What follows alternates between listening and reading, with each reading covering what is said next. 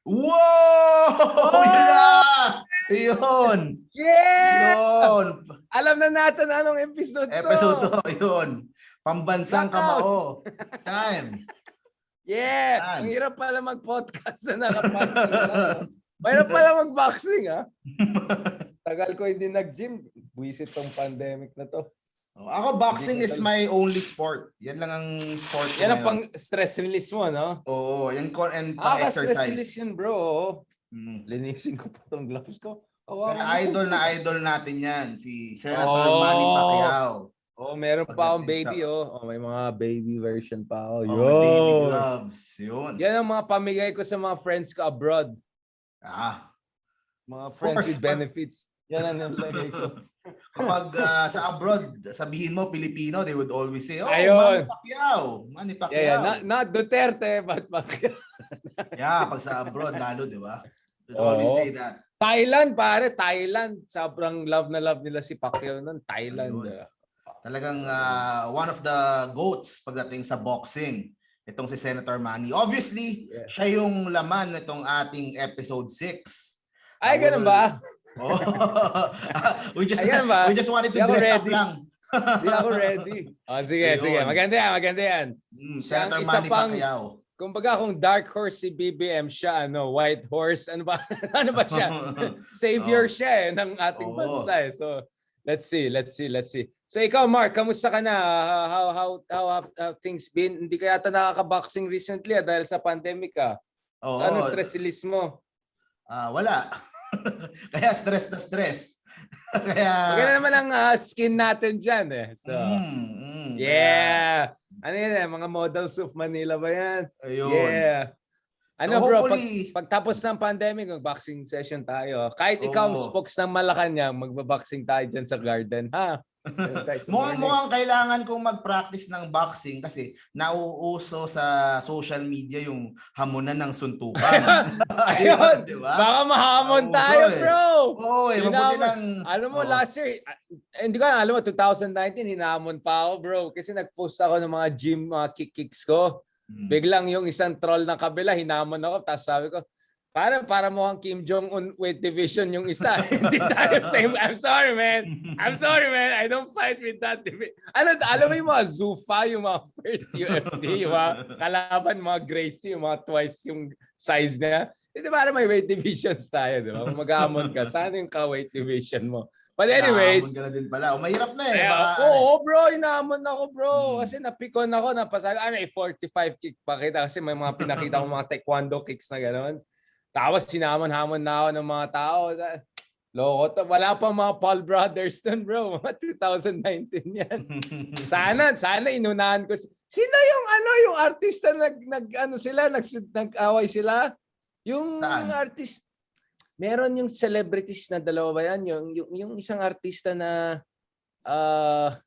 hinamon niya. Parang taekwondo yata yung background niya eh. Tapos talagang parang UFC style sila. Dito sa Pilipinas, mga 2 years ago. 2018. Hindi mo ba alam? Baron Geisler? Yun. Sila Baron Geisler. Akala ko sa abroad eh. Yun. Tapos yung parang first round pa lang, wala na yung gas out na sila. Hindi yung nagkaanuhan pa yun eh. Nagkabatuhan pa ng ihi. Oo, grabe. Kadiri yung mga yun. Yung opponent niya doon, ni Baron Geisler, kung if I remember correctly, si Kiko Matos. Something like that. Yeah. Kiko Matos ngayon very active sa YouTube. Naghahamon lang din ng away. Yun yung kanyang strategy para ano ulit ang niya? Anong weight niya? Pa-send sa akin baka pwede kami. Baka match kami. Sorry. After pandemic, hindi ngayon. Ayun, since ang usapan natin ay boxing, pag-usapan natin of course, yung hindi natin walang pwedeng humamon dito sa Pilipinas in my opinion. Ay wala. Mayweather, except kung ang pangalan mo ay Mayweather. Yun lang. Hindi Jake Paul, pero Mayweather. Pwede ka humamon. That's the fight I want to see, man. By the way, Mark, nakita mo ba mayroon sorry. Meron bang report na baka pwede pa rin mag-match si Pacquiao before the end of the year? Mukhang hindi yata January. Before the election na yan. What? You can do anything you like before election season. buti nga siya, ano lang, yung iba nangangampanya siya magbo-boxing lang, di ba? Nandun siya sa Amerika. Kung sa Amerika siya magbo-boxing, kung sakaling. Pero yun nga, mukhang lalaban pa ng isa sa January. Which is where we're gonna start our discussion. So, sa tingin mo ba, anong bang naging impact na itong latest fight na? Hopefully not last fight, but itong latest fight niya. You think meron itong impact sa kanya, especially sa kanyang political decision? Kasi mag-announce na siya soon, di ba? I think this week na pwede na mag-announce si Pacquiao, no? Ito yung nakita kong schedule. Ano, Mark, sa tingin mo? Because some would say if nanalo siya in a big way, then ang ganda ng momentum niya, di ba? And who knows? But some would say, the fact na talo siya, it might actually help him because in a way, parang biglang yung sympathy factor sa kanya, biglang everyone is rather talking about his legacy. Biglang meron pa nga editorial ng Philippine Daily Inquirer na time to retire from boxing and to focus 100% siguro sa politics. So actually, yung nilagay mong energy sa boxing mo to make you what? Eight division champion, no? Yan ang GOAT. No one has done that. Baka pag nilagay mo yan sa public service yan, you could also be a kind of an unprecedentedly good public servant. I don't know. So there's a debate about that, no? Na not necessarily yung talo niya would actually kill his momentum. If anything, it actually might help him by casting him as some sort of a sympathetic figure na ngayon at least it's his legacy that will carry him. And now siguro pwede na siya mag-focus 100% dito sa elections but mukhang pwede ba siya lumaban ng isa pa. So I don't know. Ikaw, Mark, what's your take? Kung ibabasihan sa social media, hindi ko masyadong maramdaman pa yung kung nakatulong ba itong laban na to push him or parang iangat siya kung where he was before the fight. Pag nandun ka sa Facebook niya, you would see naman na of course ang taas ng engagement pero halo-halo and mostly it's for boxing and marami from abroad. Right. So pinagbabasihan ko yung ibang mga pages, yung ibang mga kung saan nakikita yung mga supporters ng iba't ibang kandidato. Hindi ko ganun maramdaman yung kay Senator Manny and that fight was supposed to build his momentum. So I'm not really sure kung na-accomplish ng fight niya. Hindi ko talaga maramdaman. I think mas importante pa siguro is ngayong nakabalik na siya kung ano yung gagawin niya doon sa kanyang pledge na kasi he chose the anti-corruption route. So what he will do from now up until October filing about sa corruption to maybe convince people na ganun na before he files kung ano man yung kanyang tatakbuhin. Yeah. I mean, Mark, kasi syempre approach natin dito as strategist, no? I mean, a part of me is thinking na siguro naman his advisors and staff should tell him na you don't need to box and win as your momentum builder, no? There are many ways to build momentum, no? Siguro, yes, he's a senator, he's not a mayor or something, but he could have spent the past 6 months going around the country helping people, frontliners, may mga nagawa naman siya last year. May nabigay naman But siya. I mean, what I'm saying is like, just go all in on that. Go around Mindanao, go around Ilocos. You know what I'm saying? Basta ang tingin ko lang kasi is parang you're trying to juice out yung parang your one single magic, which is boxing, manalo, uwi ka, hero ka, and then may political momentum ka. And my sense is like parang, I'm not sure if you can keep on doing that, no? And parang you're just sticking to one trick pony, di ba? Dapat sana hindi, no, na you diversify it at sana ginagamit mo yung legacy mo in boxing to actually push for momentum in other forms of public service. But parang pinipilit niya, no? So that's why I'm worried na parang ano pa, isa pang fight, and what if matalo na naman siya? You know what I'm saying? Like, well, how is that gonna look like? Like and the fact is this month magsisimula na more or less next month magsisimula na, 'di ba? Filing of candidacy, and then mawala na naman siya, nasa Las Vegas siya, while everyone else is already on the ground making moves. I don't know. I'm just not sure him being in Las Vegas giving interviews to Esquire magazine and all of that or Sports Illustrated ay magbe-build up na momentum para sa kanya, no? Kasi by January medyo nakapag-build na ng foundation yung ibang candidates. More or less may idea na tayo eh. Oo, may presidential debate na yan. So parang feel ko, wag mo nang pilitin yung boxing na yan. I mean, for me, better for him to do exhibition matches. Mayweather, McGregor, yung mga ganon. Big money, big impact. Wala na, wag na yung masyadong competitive fighting kasi Okay, aminin natin. I mean, he's what? 43? 42. 42. I mean, the speed Other time. and it's not there. It's not there. Again, you can defy age to a certain degree. I mean, of course, Cristiano Ronaldo, balik sa Manchester United, 36-year-old man, but he runs like crazy. I love what he's doing. I mean, I may have some issues about some personal issues about some of his extracurricular stuff. But as a player, I mean, believe na believe ako kay Cristiano Ronaldo. I mean, the guy is keeping the same level of pace at the age of 36 na dapat retired ka na sa football. No? Matanda ka na for football. But 42, boxing, tas kalaban mo 20-year-old people, mga ganun. I don't know, man. Like, parang sayang. Kasi yung worry ko, yung nangyari kay Michael Jordan, di ba? Bumalik siya sa Washington Wizards, di ba? Yung parang wala lang. Yung score, di ba? Pag 100, yung score niya sa PlayStation, pag biglang sa Wizard, 84 lang siya or something like that, di ba? Yung nag-alley-oop na lang. Ganun. So, I mean, I don't know. I mean, I just don't want him to go to that direction. I think Mayweather did a good job. Retire and then do exhibition matches. He's still relevant, if not even more, di ba? Who cares na? Tapos na, nakuha niya na yung 8th Division Championship. So, what I'm trying to say here, Mark, is I just hope that the good senator gets better advice on this front. Na wag sila mag-one-trick pony. And it's risky kasi yan eh. And I don't think this is a good time to be away from the country. People need you here, diba? I think on the ground. And I think maybe they're underestimating the impact that he can make by being in the country. By doing his job as a senator, no? Medyo mag-present naman siya. Wag siya mag-absentee parate. You know, do a little bit of proper questioning, discussion, and also go on the ground and help people. I don't know. And I mean, the thing about Pacquiao is he spends his own money to help the Filipino people. There are not many people who can do that.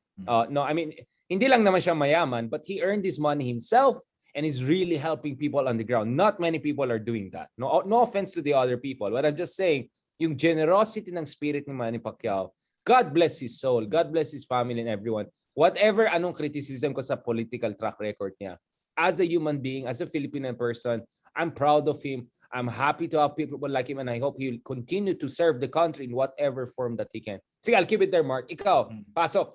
Yun sa sinabi mo na sa fight, syempre dalawang bagay yan. Hindi lang naman about sa politics yan, about sa money din. Last hura na niya sa kanyang boxing career. So, might as well two birds with one stone. Kumita ng pera as much as But Mark, he can earn 100 million in an exhibition match with Mayweather. Makano lang makikitain niya dyan sa 5 million? I mean, I'm just saying, man, if you want to make money, fight Jake Paul brothers. You easily earn 100. Mayweather, 100 million. Why not? I mean, McGregor, 100 million.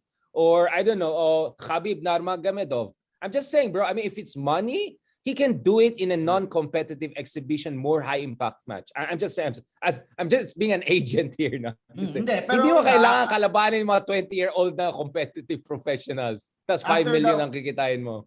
After the Ugas fight, yan ang talaga ang conclusion. Pero siguro before the Ugas fight, iniisip niya, nakaya pa niya. Gusto nga niya yung mas mahirap pa na kalaban, di ba? Pero sa January, siguro isang possible option din. Baka sa Pilipinas na lang gawin if that's for politics. Kasi God forbid, Mark, baka ma-injure pa siya. Alam mo, I'm worried about that. You know, at a certain age, if you take punches, your body doesn't absorb it the same way. Like, thank God, I mean, Duterte's punch drug, hindi naman. I mean, I think he aged well in the sport. Maybe we want to keep him fresh. I mean, if I'm a friend of the senator, you're healthy and strong. Keep it that way. Huwag mo i-risk yan. Kasi yung punches, iba na effects. Aminin natin, yung after last fight, di ba? Grabe, di ba, bro? I mean, I don't know, man. I don't want to see our senator like that. I don't want to see potentially our next president or vice president like that. So, I'm just saying, bro, exhibition matches, keep it clean, keep it young, better. Kasi, bro, delikadong sport yan. Hindi joke yan. Hindi to basketball, bro. This is boxing. You can get knocked out, you can get concussion, you can get damage, man. God forbid. No, I'm just saying, man, I'm worried for him. I'm just saying, I don't think he's getting the right advice. I hope he gets the better advice, no? Exhibition matches for me are much better at this point in time. Good exhibition matches. Go out with a bang. Diba? Siguro, mas madaling kalaban na lang siguro. Paano kung hindi magbabang na naman? Baka kaya nga kukuha ka na ng mas madali. Yeah, delikado, bro. Delikado talaga, bro. I was worried for 5'11", 6 foot yata. I don't know. Basta, bro. I'm just saying, like, kita mo naman, di ba, ang strength naman ni Pacquiao, yung counter punches na, bilis Tapos the speed gives it power. It's not there And so on one hand, they're saying wala na yung speed or strength, yung iba overtrained siya.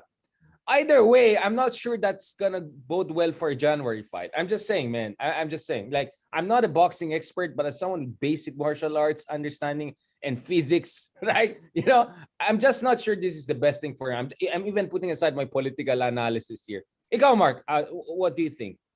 Disagree with me, it's okay. But I just care for the Sen. I hope he's healthy and strong. Pwede naman siya kumita in many different ways. Diba? I'm just saying, man. Like, ang problema, di ba you're saying na parang baka magasgas yung trick. That's his only major trick eh. Yun ang, but you won't know unless you try. You Oh. won't know unless you try. I mean, why not do joint events with Isco, with BBM, with, I don't know, with Lenny? I don't know. Like, I mean, he can go around and they do should have done that this past months, di ba? Ang anong ginawa niya. Pero he chose the anti-corruption route eh. So, let's see kung if you will continue that way. Then do something. You're the senator, right? Kamusta naman yung Farmale? Kamusta? You know what I'm saying? Wala naman siya. Sila Gordon nandyan, sila Lacson nandyan, sila Hontiveros nandyan, sila Drilon nandyan. Nasaan si Pacquiao? Di ba? I mean, this is his chance, di ba, to go after them, to mobilize supporters. Ay, ewan ko lang. Yun lang naman sa akin, Mark. Ikaw, Mark, sa tingin mo, I put you on the spot, is Pacquiao presidentiable for this election cycle or ever? I mean, do you think that him being our pambansang kamao and a GOAT in boxing and based on his love and service to the people, do you think that qualifies him to be the president? Again, without hindi naman prejudicial to, but I'm just saying, like, just what's your personal opinion? I think kasi we need a good manager who can steer us out dito sa crisis, sa pandemic. So I'm not really sure that Manny Pacquiao has proven that eh. I said dun sa unang episode natin na maski nga yung managing yung kanyang campaign, gulo-gulo eh. So doon ako nagkaka-problem. Of course, walang doubt nga yung buti ng puso niya. Alam mo, he really wants to help. Pero syempre, iba-ibang panahon, iba-iba kailangan ng bansa eh. So I think ang kailangan natin yung someone who can manage well.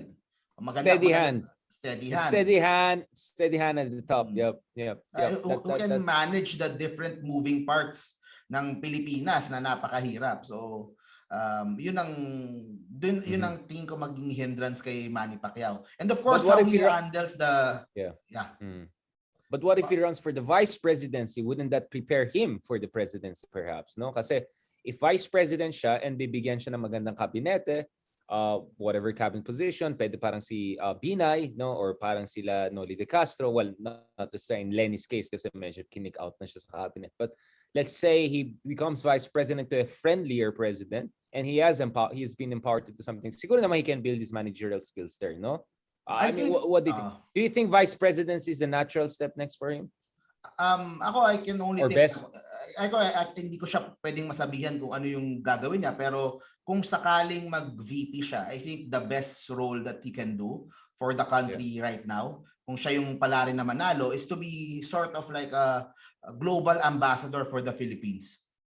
Imagine si Pacquiao pupunta sa ibang bansa, meeting with the prime ministers, meeting with the business leaders, meeting with the OFWs, meeting with the migrants. Right. So, parang si Biden kay Obama, something like that, nung pinapadala niya si Biden around the world, di ba? I mean, Vice President Biden was very big factor and he's funny, he's engaging, no? Daming natutuwa kay Biden when he sent him abroad. So, maybe Pacquiao can do the same as Biden, right? I mean, be under very charismatic leader like Obama style of Philippines, and then he'll go around the world. Pacquiao siya eh. Hatak niya eh. Pacquiao siya eh. Pati yung mga British Parliament nakikiselfie sa kanya, di ba? Di ba, imagine he could meet with CEOs, he could meet with big, di ba? Bill Gates, Elon Musk, Jack Ma. Exactly. From all parts of the world. Imagine, hihirit siya. Jack Ma, maybe you can invest naman dito sa ganito. We need ganito. We need ganito. So may yun ang advantage ni Pacquiao na wala yung ibang kandidato. I think so he could be a very high functioning, high profile, dynamic vice president. Hindi yung nakatambay ka lang na spare tire, but actually ikaw yung global ambassador ng Pilipinas, di ba? Build better kasi celebrity relations. ka eh, global celebrity ka. Hindi ka lang kilala sa Pilipinas, global celebrity. Everyone wants to be around you, right? In a way, napaka masikat pa siya sa ating next president, whether it's Sara, Isko, Lenny, whoever, right? That's a very, very good point. That's a very, very, in a sense, magagamit niya itong lahat ng mga networks, lahat ng legacy na na-build niya over the years, no? Maybe pwede niya nang sabihin yung Nike and Adidas mag-invest na dito sa Pilipinas, yung mga dating endorser niya. Iba Exactly. yung unknown vice president na kumakausap sa companies. Iba pag si Vice President Manny Pacquiao yung humihingi from your company, 'di ba? May additional may additional we're not endorsing him, just to be clear. We're just saying for him, where can he be most useful, no? Objectively, no? Yan ang sinasabi namin dito, no? Because I believe as a vice president, he can be more useful than a senator. I'm just saying, like, there's certain skill set for a legislator na feeling ko mas bagay sa kanya kay Pacquiao, more executive vice president, something like that. If ever he wants to really go that route, no? That's a very, very good point, no? Na pwede natin siya ipadala. Hindi lang siya spare tire, hindi lang siya yung, like, sino, kasi parang may term si Biden doon, it's a no-name job, no? Like, vice president, sino yun? Like, who cares about vice president? No one remembers. But if it's Pacquiao definitely you remember. Big Vice President Pacquiao. And kailangan natin ng investment, kailangan natin ng trabaho. Right. That's what we need right now after we get out of this pandemic.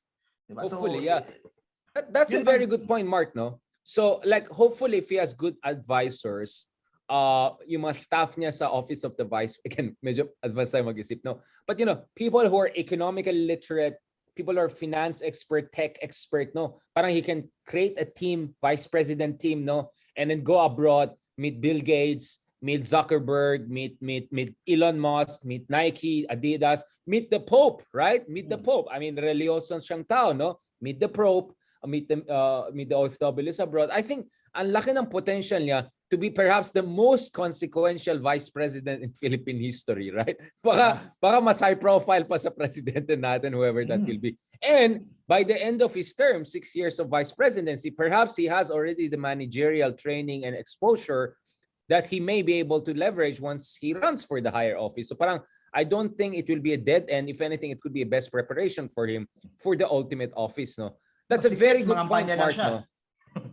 Exactly. That's a very, very good point, no? In fact, he could reinvent the office of the vice presidency, what it means, no? It's not just some no-name person waiting for, like, kamusta ang presidente natin? Buhay pa this morning, you know? Hindi naman gano'n, di ba? Yung tipong, anong next trip natin? Kay Bill Gates pa tayo? Silicon Valley ba tayo? Okay. I mean, this guy has a phone call. He can just call Jack Ma, right? I mean, how many vice presidents, even presidents can do that, right? Line sa mga exactly, may direct line kay Jack Ma. Kumbaga, body buds lang lahat yung ng mga celebrities abroad. Lahat ng exactly. Diba? So I think lining up to meet him, Because let's be honest, Mark, no? Medyo, how should I put it? May konting stigma ang Pilipinas, na-stigmatize ang Pilipinas over the past years. Let's just be honest about it. I mean, because of the reports of extrajudicial killings, things that President Duterte has been saying. I mean, I know for a fact, Mark, no, noong 2016, when I was in Brussels, I was told that the Queen of Belgium could have visited the Philippines. I mean, royalties ng Europe were planning. And obviously, lahat na-cancel after. Of course, you can understand why, diba? Now, you can argue bias ang media, bias sila, but the perception is not very good. Let's just be honest of President Duterte and all of that. That's why hindi masyadong maraming Class A celebrities. May mga B-level ang pumunta dito, yung mga Segal, mga ganun. But no offense, but the Class A ones, I'm sure they would have loved to come here more, if not for all this cloud of, you know. But should we have a kind of a double celebrity or double charismatic, or especially at least a charismatic vice president, perhaps we could be on the map, you know, the Kardashians and the, who knows? I mean, we could even have another thrilla in Manila, right? Another big boxing match here. Mayweather probably will come here, no? For a match. Maybe hindi na magbo-boxing si Vice President Pacquiao, but there's parang wow, that's a very interesting way. Like suddenly like a whole vision opened before me. Like what we can do actually with the vice president. No, yeah. I mean, Lenny has been trying to do that, right? But of course, kapos siya in resources, she's isolated and everything. I just don't feel that will happen with Pacquiao, right? And just another point, sorry, Marca, we'll still have a Mindanaoan in Malacanang. That's a very important thing because I always love it when I see there's a sense of representation from every corner of the country. Kasi I think one reason na napakalakas na hatak mga Dutertes is this sense at tagal namin hindi na-represent yan. Kumbaga, anuin natin to yung chance natin. But if he's there, then there's still a Mindanao in Malacanang. So I think that's also a good thing, no? Ikaw, Mark, But thank you so much for pointing that out. I really like that point.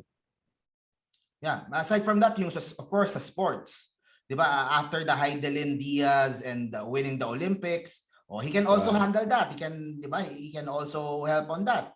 'Di ba? He can also help build up yung mga sports projects ng bansa in preparation for the next Olympics. Imagine sa next Olympics Paris. In Paris, 'di ba? Pupunta doon si Vice President Pacquiao, or kung if he wins, Yeah, representing the Olympic contingent of the country. So may mga ganong factor kung ano kung I mean, we could have got multiple gold medals this Olympics easily, no? Konti lang, 'di ba? I mean, konting push na lang, no? So I definitely think we can get 2 or 3 gold medals in Paris, and to have someone like Pacquiao, especially because most of our contenders are boxers. I mean, boxers. Diba? Yeah. I mean, wow. I mean, perfect talaga. I love yung idea ni Pacquiao na he was pushing sa Senado. Hindi lang niya ma-explain ng maayos yung kanyang boxing na organization, yung combat sport that would manage that the countries mga ganon, na hiwalay from the other sports bodies. I think that would be really nice to medyo elitist yan. So like parang the boxing Olympians will have a special parang institution dedicated to them, parang gano'n. Yeah, doon tayo maraming doon tayo may malaking chance ng tayong may malaking chance of winning. Yun talagang natin, 'di ba? Yun ang forte. And I believe na kung merong ganung organization, hindi lang ma-explain ni Senator Manny when he was being by Senator Cayetano. Pero imagine, I think that agency can pay for itself. Kasi if you get another Pacquiao, if you get another ganong level ng sa boxing, gold medalist level, sa MMA, sa wrestling, di ba? Weightlifting, that would pay. I mean, yung sa combat sports lang kasi yung inaano right. Martial arts, Martial arts. Imagine if you can get another Pacquiao, di ba? That agency would pay for itself. Kasi syempre all that money. So that could be a project for the office of the vice presidency, right? I mean, bigyan ng konting magandang budget. And the fact that he has been in the Senate, perhaps that could create some rapport also when he goes to the Senate and tries to get their help. Iba pa rin, I mean, former colleagues niya, diba?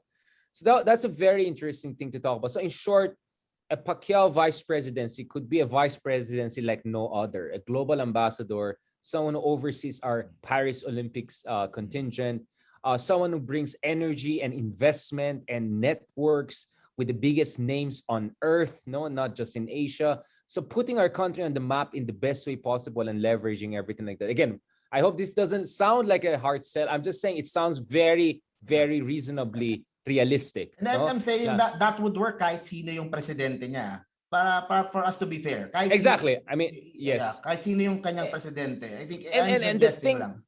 Yeah, and again, which brings us to the next point, right? Again, we are not pushing him to be vice president or endorse. We're just saying it looks like the presidency might be a little bit hard, but that doesn't mean the end of the story for him.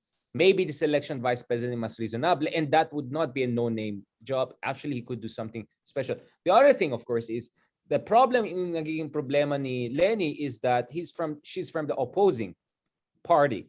So immediately may problema na yan, di ba? The moment that she came. Kasi ang weird ng system natin, unlike US, wala naman tandem talaga in a real sense. Then kasi pag nanalo yung president mo, automatic yung VP pick niya, yun din naman VP mo. You don't compete separately, which is weird in the Philippines. So parang sa atin is parang consuelo na lang yung VP sa kabila. Parang I don't know what's the logic really. I rather have from the same team, no? You vote as a team. But anyways, but with Pacquiao, I don't think he will have the problems that Vice President Lenny has suffered. I mean, he has reasonably good relationship with anyone you can imagine as our next president. Whether it's Lenny, whether who, by the way, Lenny endorsed him in a way like Lenny said something like, if he and together with Isko could be the one, then so be it. They have been in conversation. I don't think Sarah will have a big issue with Manny Pacquiao. At the end of the day, they're fellow Mindanaoans. And, despite that he'd won with President Duterte, I think they can get over that eventually. It's a small world. With Isko, I mean, it looks like a natural fit in every sense of the word. I just don't see him having any problem with any presidential ball. And the thing with Pacquiao is, ambitious as he may be, hindi siya yung schemingly ambitious. You know what I'm saying? Kasi kung ikaw presidente, tapos yung VP mo ay mukhang nagsisneak in, medyo sleazy. That's a good point. Hindi mo siya bibigyan ng position eh. Exactly. But I think with Pacquiao, whoever becomes the president, you won't get the sense. Kasi honest naman si Pacquiao eh. Like, kung talaga ambisyoso siya, sasabihin niya, wala siya yung, wala akong plano, gano'n. Hindi siya gano'n eh. So actually, you'll feel more comfortable. Hindi ka threatened. He's not a threatening vice president. That's all I'm saying. Like, and celebrity na siya eh. So parang hindi ka naman maigit sa kanya. He goes around the world. Like, given na yan eh. Pacquiao yan eh, di ba? But if ibang party, medyo threatened ka, of course you don't like the limelight to go to your vice president. Let's just be honest about it. If ikaw presidente, you won't feel comfortable. I just feel the comfort level with Pacquiao will be optimal. Whoever becomes the next president. In short, hindi maulit itong nangyari recently, nangyari in the past with Chofisto Gingona and Arroyo. You know what I'm saying? I don't know about the dynamics of Erap and Arroyo that much, but it didn't seem to be perfectly perfect. Or even dynamics in Ramos and Erap, may mga konting mga issues towards the end. I don't think it's going to be like that. I think it's going to be much more better even than the Binay Pinoy kind of dynamic. No, kasi in Binay's case, may mga secret Noibi naman talaga, di ba? So it didn't become as bad as people thought, even though parang Binay seemed to be from the other side or anything like that. Basta yun lang feeling ko lang na there's something about Pacquiao that will make any president, potential president, comfortable with him, and that means more leeway, more support, and more chance for Pacquiao to make huge impact as a vice president of the republic. So sana pakinggan ni Senator Pacquiao. I'm not sure he's gonna get this analysis anywhere else. I'm sorry. Kami ni Mark, we're laying out already. Like, if manalo ka, if tatakbo ka, you can do actually a lot as a vice president. That's what I'm saying. So thanks talaga, Mark, for pointing out. So two things, no? His networks, leverage, and celebrity. And two, he's not a threatening factor. He could actually be trusted and supported by any president, whoever manalo dyan. And so he's not confrontational eh. Hindi siya, di ba? I don't think na Pacquiao, if he wins, kahit sino yung president niya, would go on criticizing itong si President.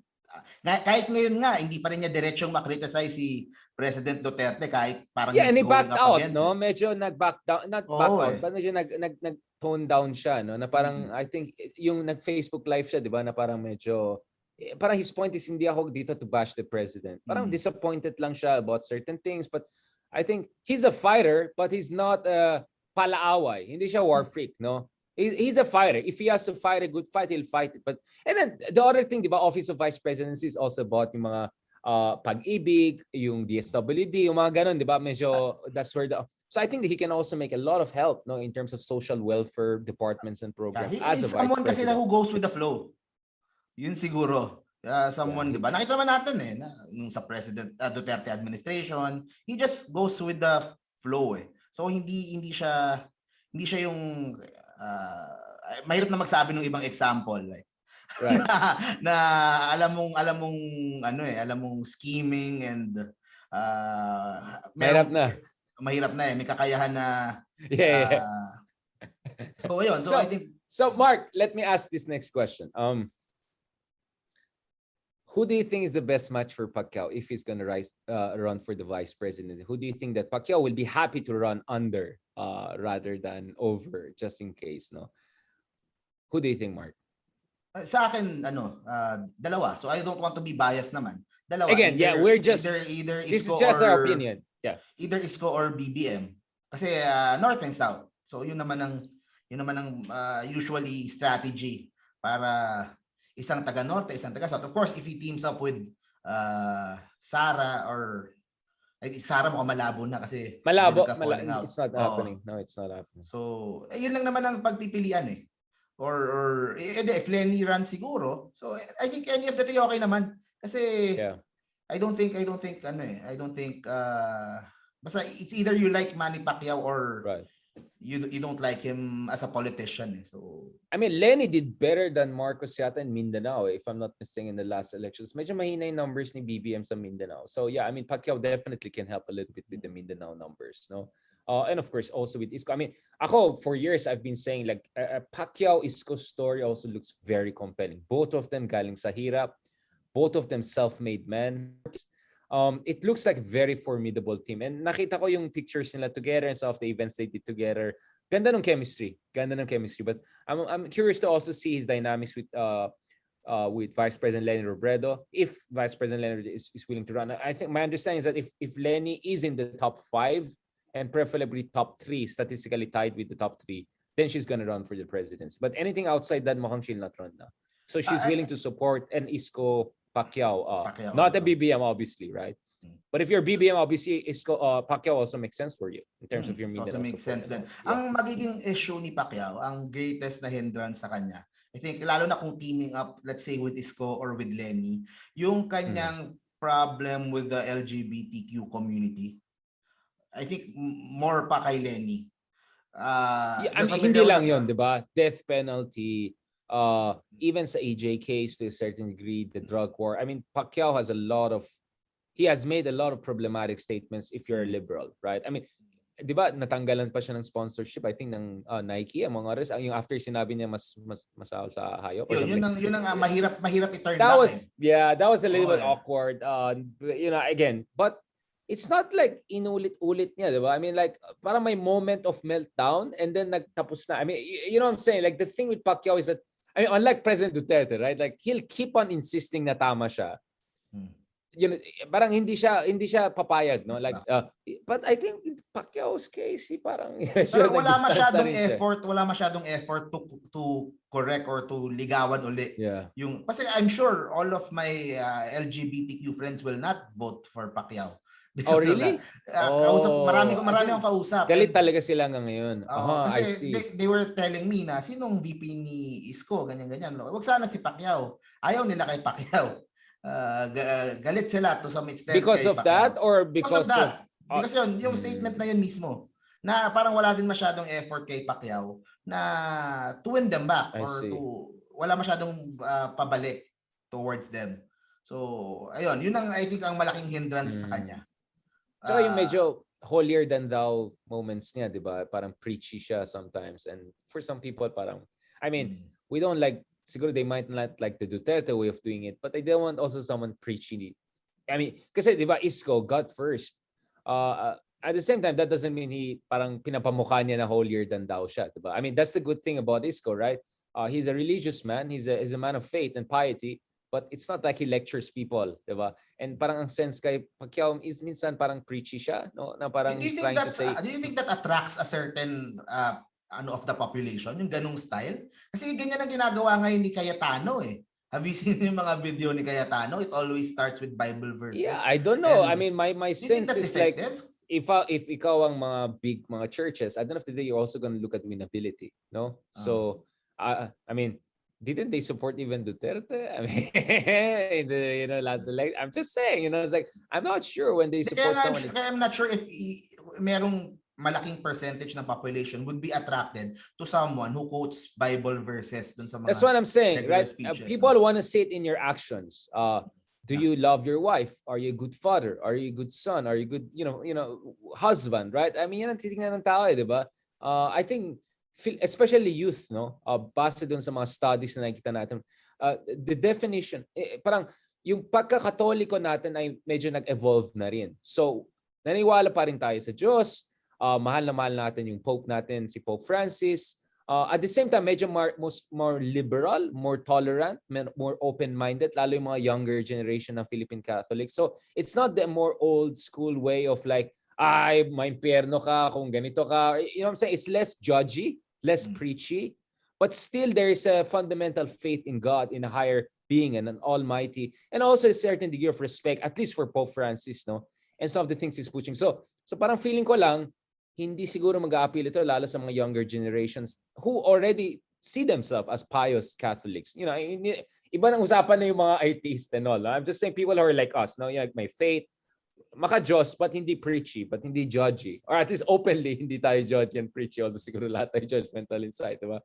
So yun lang, feeling ko lang, parang I think Pacquiao has to do some adjustments there, in terms of his messaging and all of that. I don't think it's too late. I mean, President Duterte has made a lot of very questionable statements, yung mga homophobic statements and all. And yet we see a lot of kanyang bloggers, a lot of, although in fairness ka naman kay Pangulong Duterte, some of his policies in Davao were relatively progressive. And I think it's pro-divorce, something like that. So that may also attract some people, no? who may have certain more liberal progressive beliefs. But let's see. But you're right. Actually, mas mahirap yan for Lenny, if Pacquiao Lenny, than Isko. I think Isko can kind of like, I'll be preachy like him. But I think for Lenny, yes, it could be a problem in terms of the LGBTQ vote to a certain degree. But let's see. There are liabilities, but it's not, I won't say it's a deal breaker.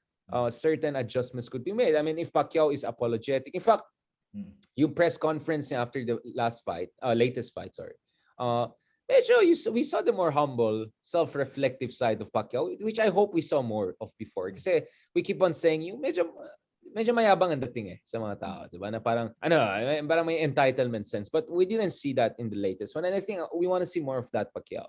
We want to see more of that Pacquiao. Self-reflective, more humble, more reaching out, more tingnan mo yung statement niya recently, parang nagpasalamat siya kay Vice President Lenny, and then sabi niya, isipin ko pa, di ba? Like the tone is very different. Hindi yung mga I'll be the next president, blah blah.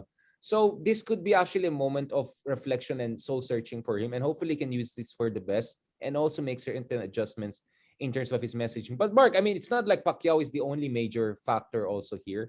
But before we transition to other people, including Lacson and Soto and Polfo and among others, do you think there are also lessons from how Pacquiao Duterte fight kind of panned out and parang bumaba yung numbers na konti doon sa isang survey nakita ko? But I've seen other surveys, not necessarily Pacquiao numbers were actually at least stable, if not higher. So I don't know which, at least sa Pulse Asia, parang medyo bumaba yung numbers niya. Or yan ang sinasabi ng mga DDS, no, na huwag niya awayin si Duterte, bababa yung numbers, which is of course that's why I'm also curious to see Isko's numbers in the third quarter. Ikaw, Mark, what do you say? What do you say about that?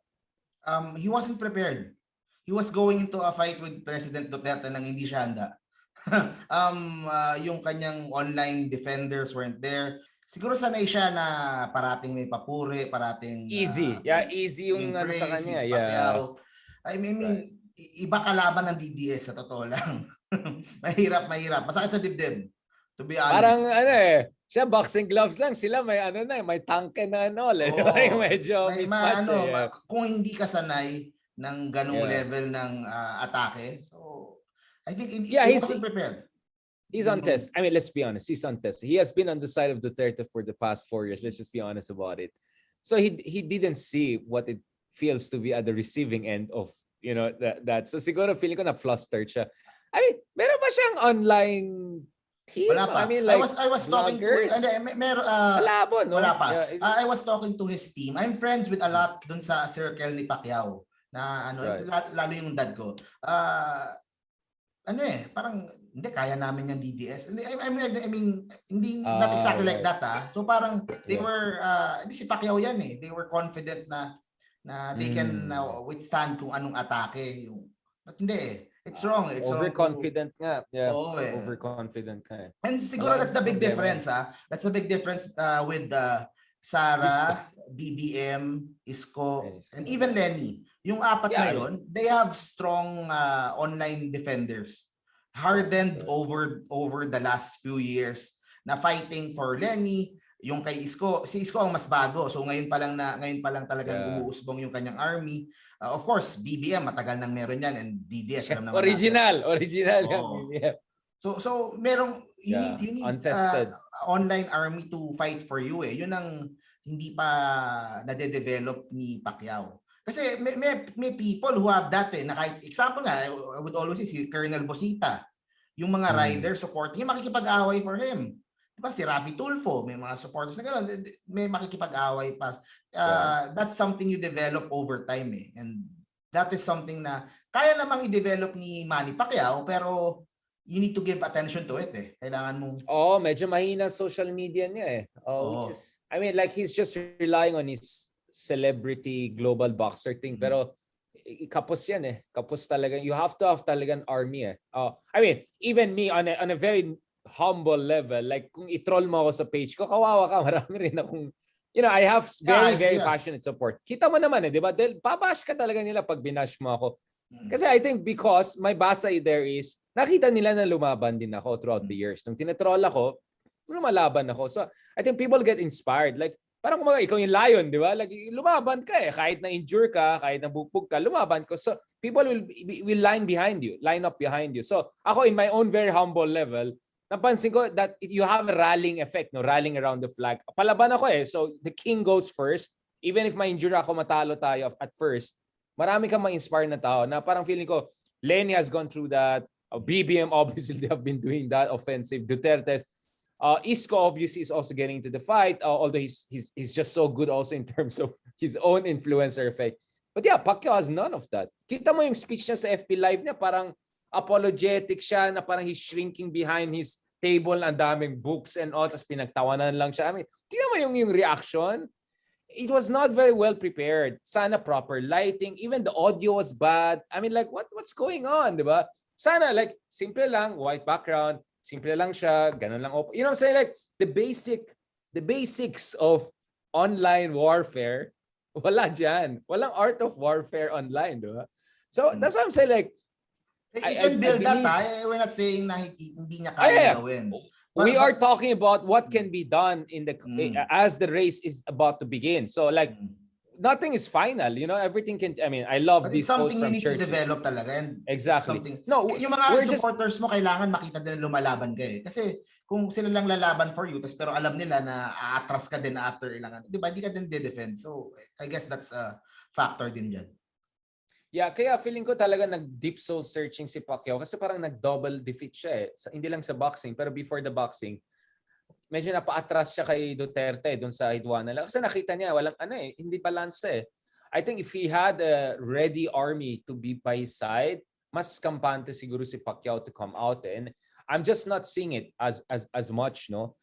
So, but definitely you can build on that. Hindi naman troll army ng mga bastos or gano'n. But you know, people who will genuinely say, pare, GOAT pa rin yan. Pare, hindi yan magnanakaw. Pare, tumutulong yan sa mga taong bayan. Pare, ganito.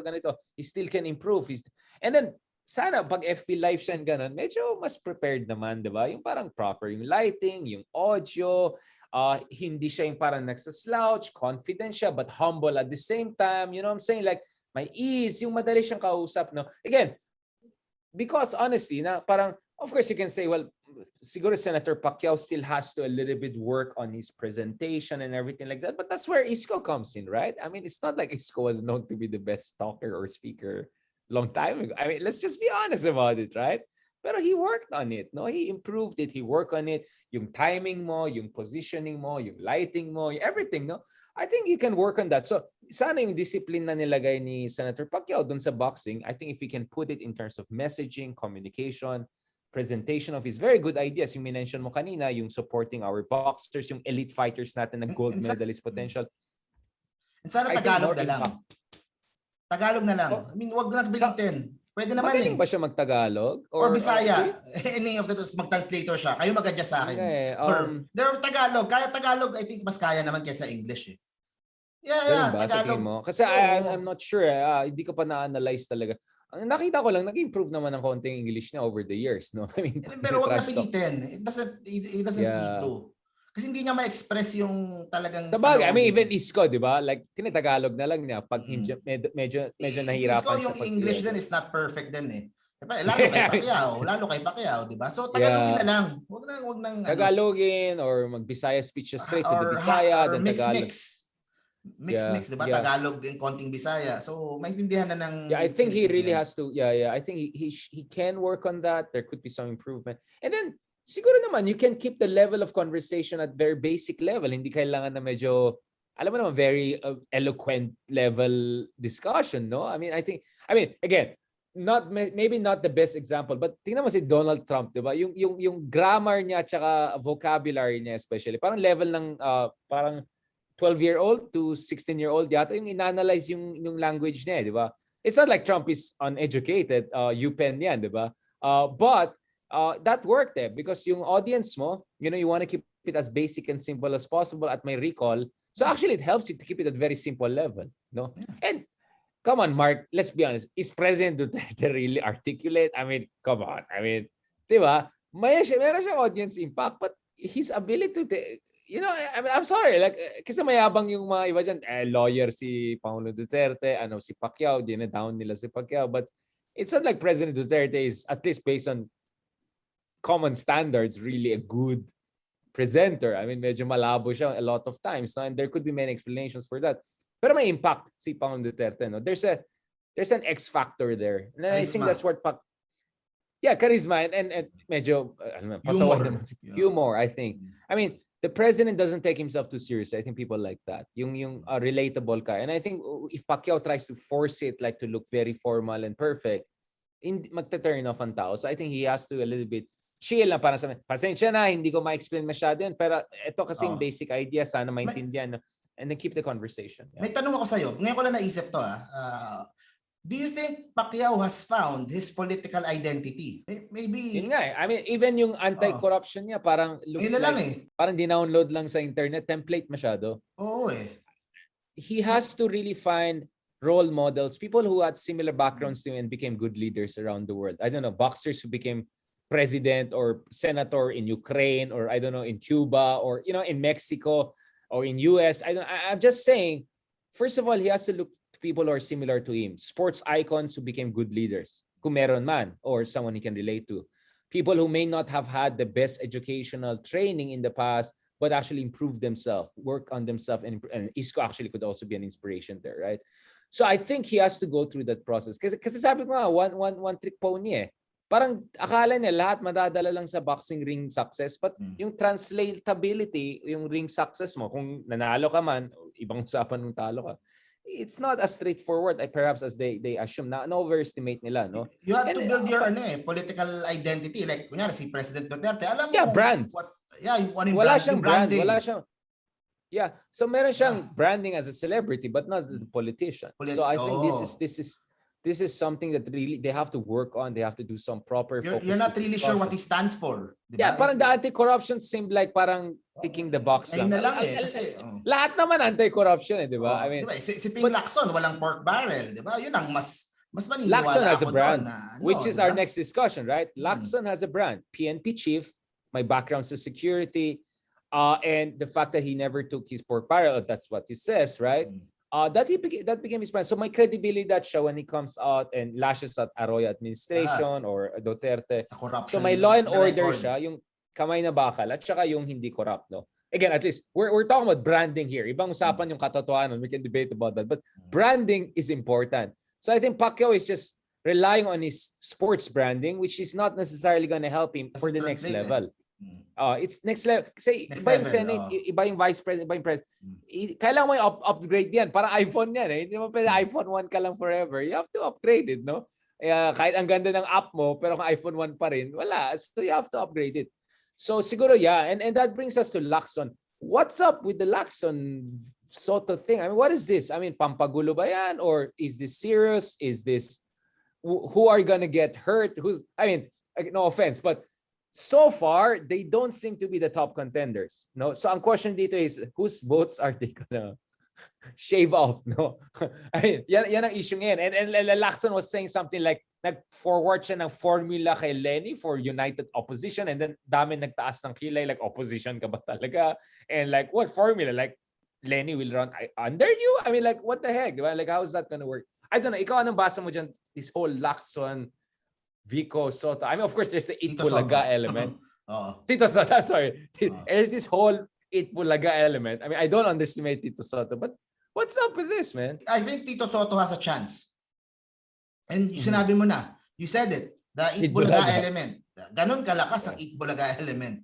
I think the whole Dabarkads will go full force.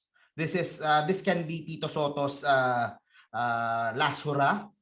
Final hurrah for to aim for a higher his legacy Pagka-Noli De Castro-ish, no? Parang Ang tagal na niyang senator He has done everything na and he wanted this. So maybe he will try to improve yung kanyang highest na naabot as a vice president. Naman si Paolo Duterte sa kanya sa SONA, di ba? Yeah. Kasi yun nga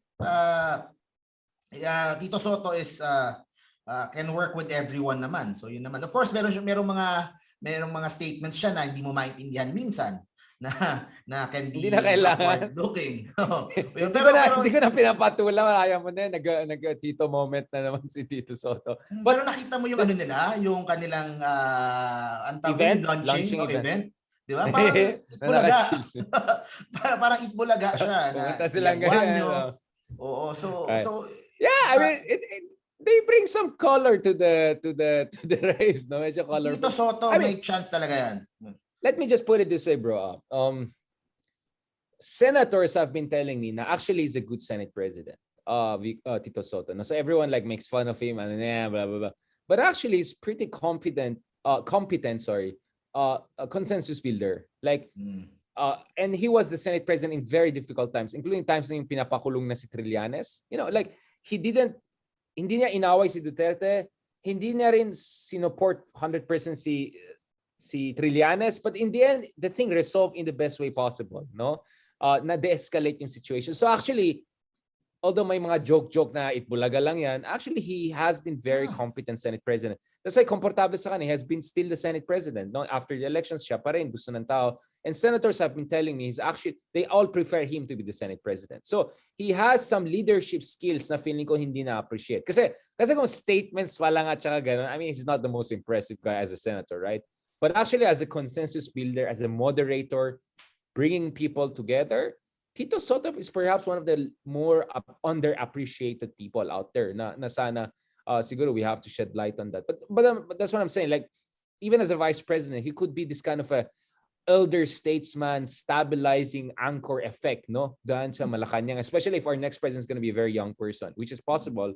We have two of our top contenders are in their 40s pa lang, diba? So we could have the youngest Filipino presidents ever, if I'm not mistaken, right? I mean, Marcos, anong age was si Marcos when he became president? But again, we potentially have very young presidents, no? So it will be nice siguro to have a vice president who's like, kind of like Joe Biden to Obama, diba? I mean, he could be the Joe Biden too. I mean, you know, no offense to anyone, but I think it could be kind of like the Uncle Joe. Tito diba? Tito. May Uncle Joe. Tito. Exactly. May Tito, Soto, no? So I think, yes, I can also see how it can be quite an interesting one. Ikaw, sa Lacson naman, like, what is his game? Kasi, siguro, ang basa ni Lacson is, gusto ng tao, strongman, parang Duterte.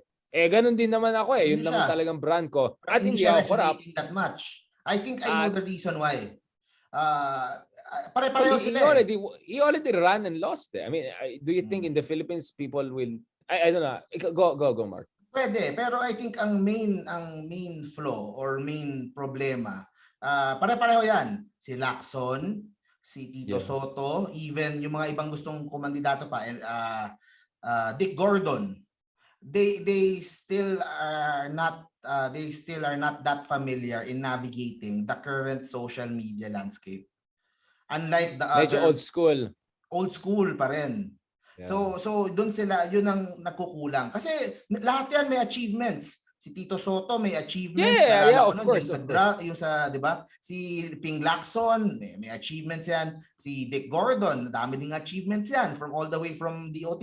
But yung kanilang social media presence, hindi nila, kasi you need to fully embrace it You need to, sila mismo, they're like, I mean, Lacson is not the most approachable person. Let me just put it this way, you know, like, si Dick Gordon, madaling kausap yan, masayang kasama yan. Or si Pacquiao, pag mag-selfie ka, kukunin pa niya yung phone mo. But parang si Lacson hindi masyadong approachable. I'll just be very honest about that. You know, I mean, and I just don't think that's gonna work. Pero kasi ang maganda kay Lacson, that would translate well sa social media. Matapang siya People like general, di ba? Parang general Luna ang messaging niya Nakita ko yung mga advertisement niya General ng bayan, something like that. Doon mo titignan bakit si Duterte, si Lacson, they have same qualities, kamay na bakal, political will, stricto. Bakit si Duterte is resonating better? Diba? Kasi yung team ni Duterte, magaling talaga sa social media. Na-hype up talaga siya ng... Influencer ka nga. Oo. Influencer. It goes na. Wala siyang Mocha Uson. Wala siyang banat bay. Mga ganun. Pero minsan hindi mo din kailangan. Minsan ikaw lang Minsan sarili mo lang You can be Isko, right? I mean, Isko is very strong on his own. Si Isko, sino ba? Who does Isko have? Me. Ako lang. And a few others now. Ganun lang. Pero yung sarili mo ang uso ngayon is yung... Ang akin lang kasi bro, ang akin lang Mark is, feeling ko for you to have any good chance in any elections this era, whatever era we have now, the information, social media era, no? You have to build passionate base. Yun. No? Parang Lenny has a passionate base. Whatever you want to say. Isko has a passionate base. Sara has a passionate base. BBM has a crazy passionate. All of them have a Bongo very doesn't have a... Joke lang, Senator.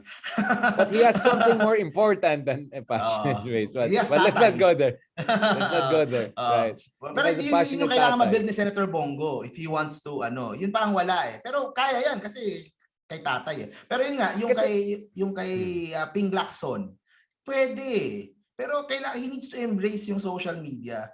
He needs to appreciate yung importance nung having social media warriors na fighting for you.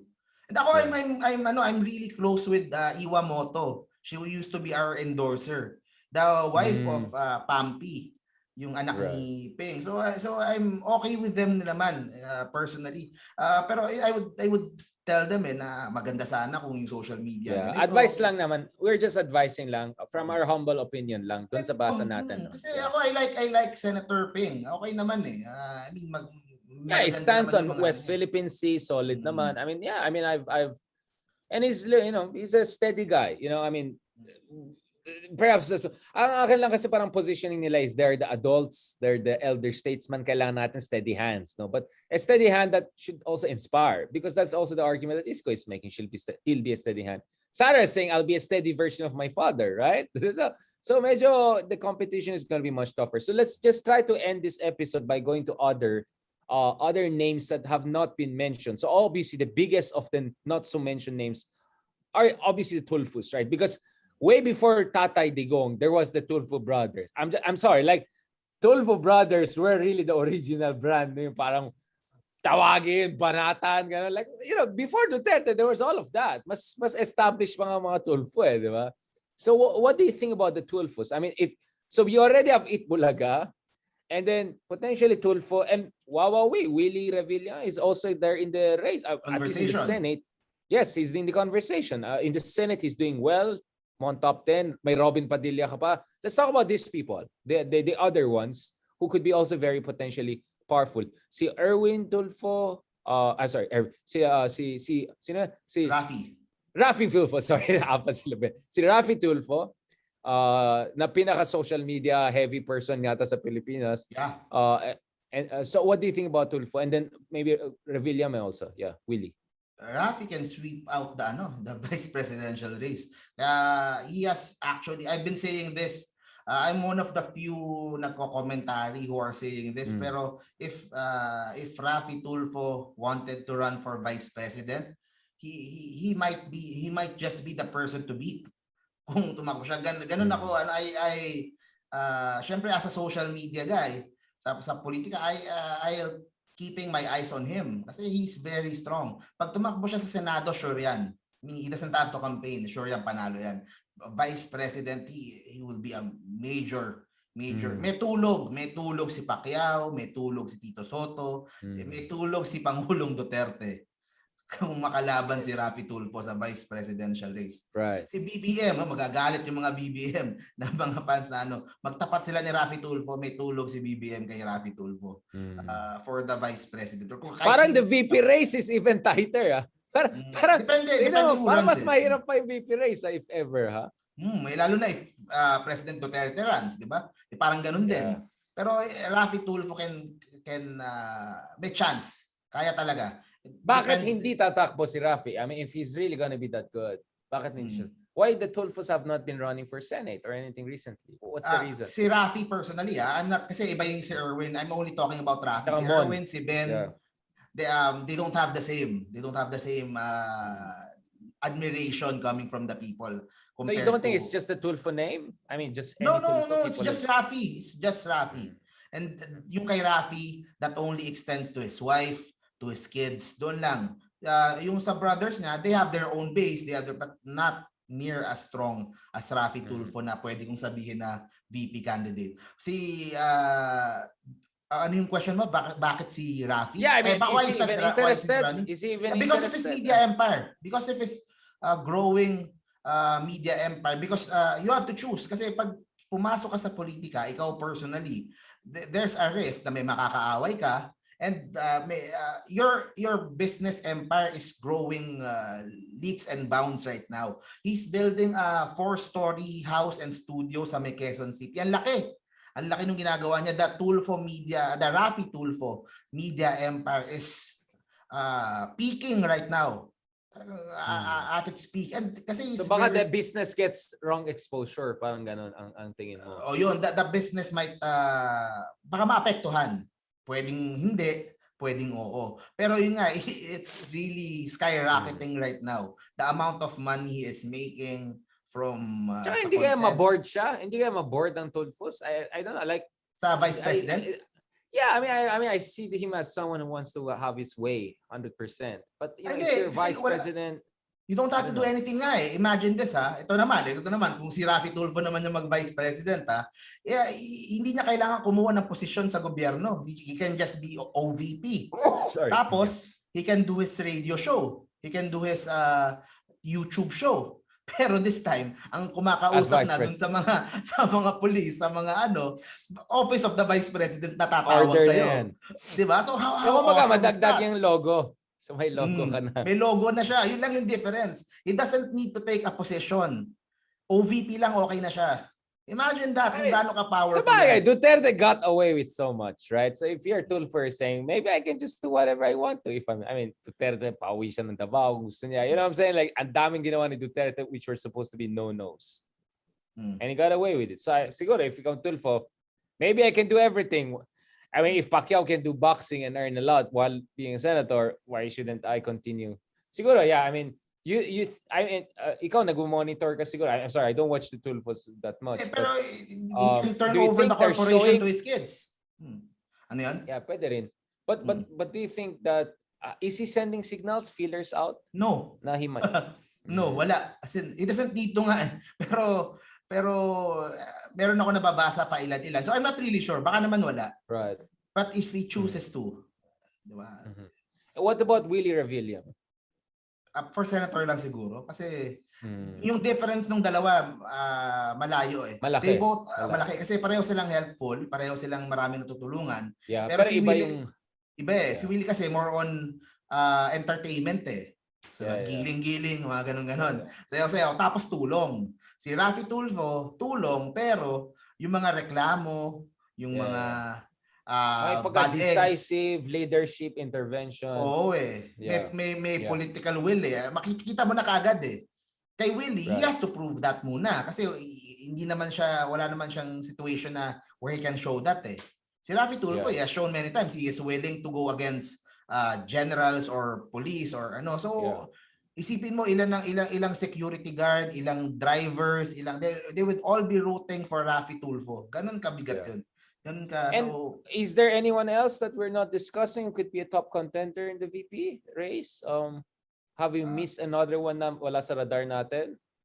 Who else? Chris Aquino? Right. Do you think she might Chris Lenny? Hindi, it's the same that's the same base. Parang hindi naman ata yun. So hindi wala, I'm just throwing out names lang.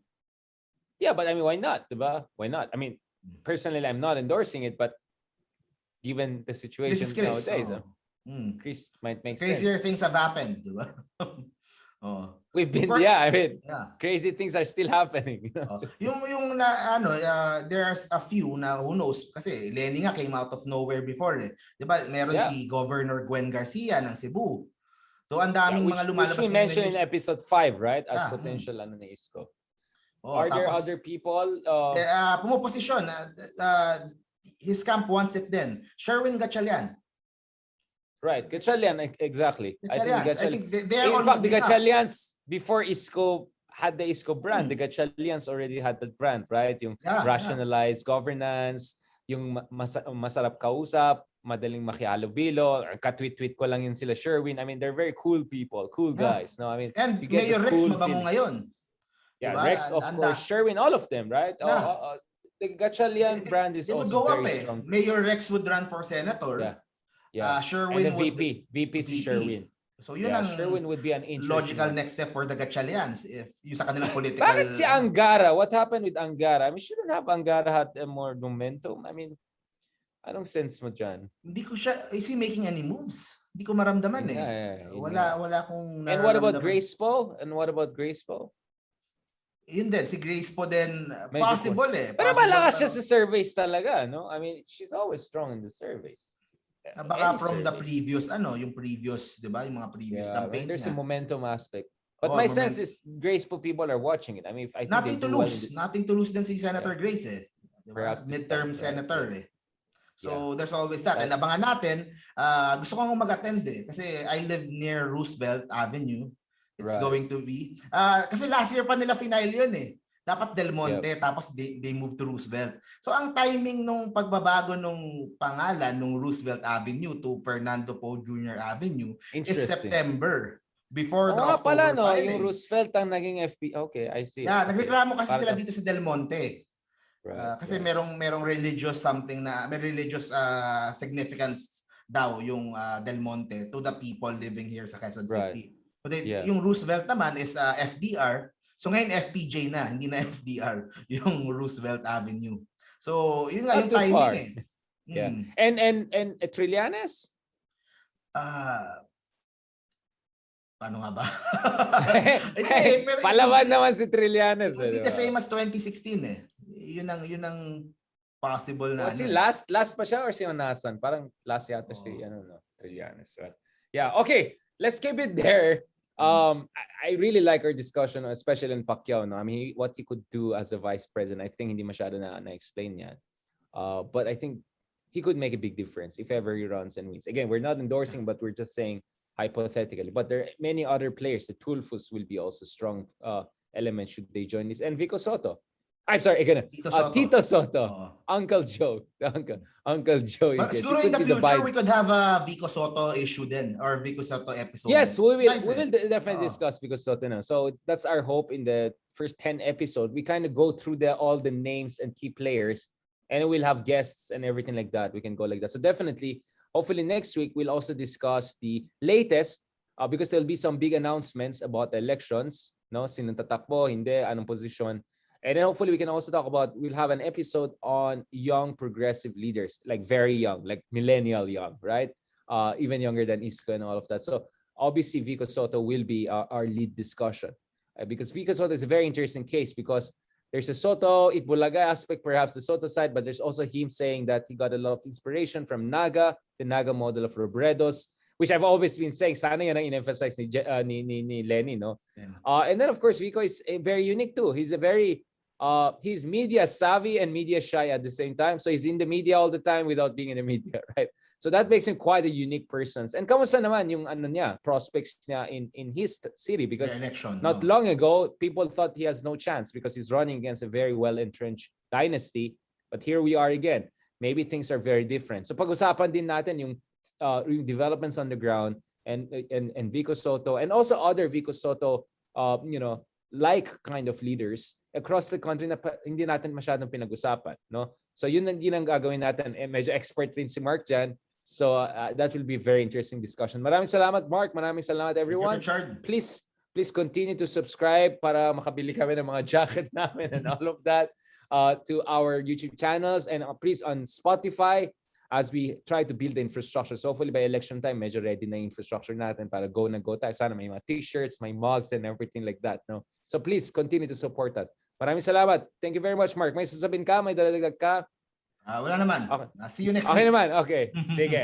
See you guys next week. God bless. Maraming salamat. Project Pilipinas. Bye-bye. Yes, Project Pilipinas.